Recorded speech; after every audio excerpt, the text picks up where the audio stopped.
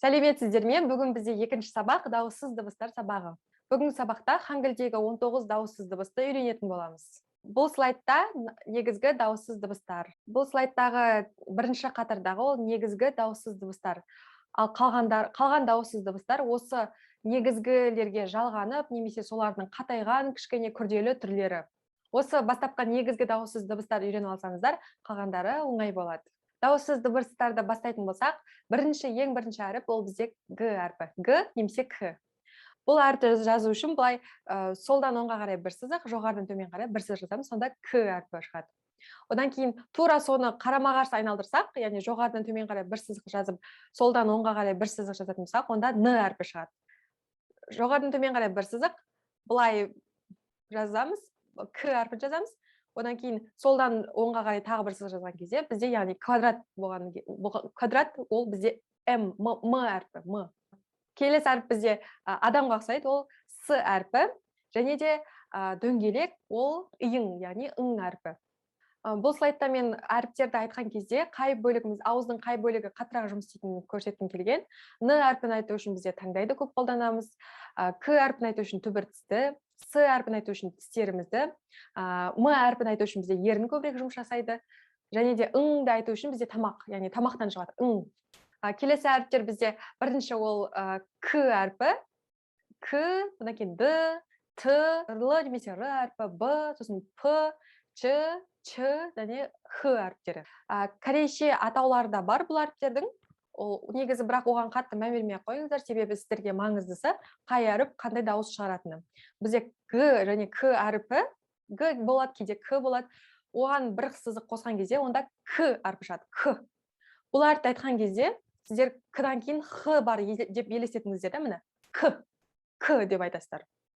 Келесі әріп бізде Н әрпіне жоғары жағында бір сызық қосылған кезде, ол Д әрпіне айналады, яғни Д немесе Т әрпі.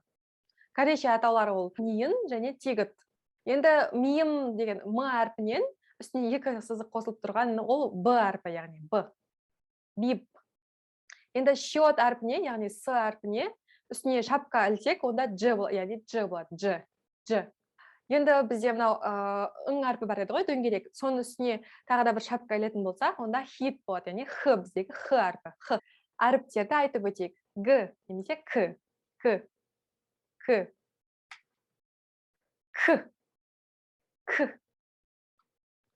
Н. Н. Т. Т. Т. Т. Л немесе Р. Бұл әріп сөздің басында келетін болса Р болады, немесе жан жағында дауысты, екі жағында да дауысты дыбыс болатын болса, онда Р болады, ал қалған жағдайда Л болып оқылады. Яғни, мысалы, рамен деген сөзде, ол сөздің басында келіп тұр, сол үшін рамен. М әрпі, М. Б әрпі, кәдімгі біздегі Б әрпі. П біздегі П әрпі. Келесі бізде С, счет, яғни С әрпі. Бұл әріптен кейін А тұрса, С болып оқылады. Мысалы, И, Я деген сияқтылар тұрса, онда Ша болып оқылады. Ши, Ша деп, Ша бар ғой, бізде құйрығы бар Ш, сол. Келесі бізде Дж әрпі, Дж. Келесі Ч, Ч, Ч.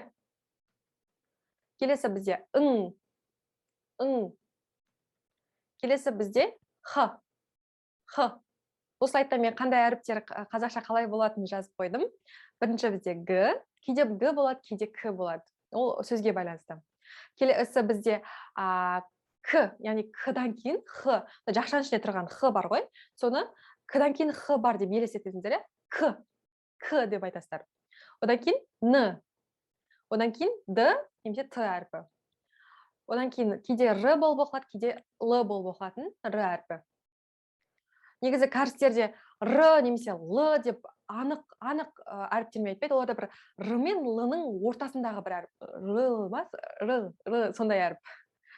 Одан кейін М әрпі, келесі бізде Б немесе П әрпі. Одан кейін бізде П. Келесі бізде С. Келесі бізде Дж. Келесі Ч. ың және х. Енді біздегі ең соңғы бөлігі дауыссыз дыбыстардағы бұл жоғары интонациямен айтылатын әріптер. Яғни жаңа бізде г әрпі бар еді ғой. Сол г әрпін екеу қылып жазсаңыздар, онда к болады. К. Келесі бізде д әрпін екеу қылып жасаңыздар.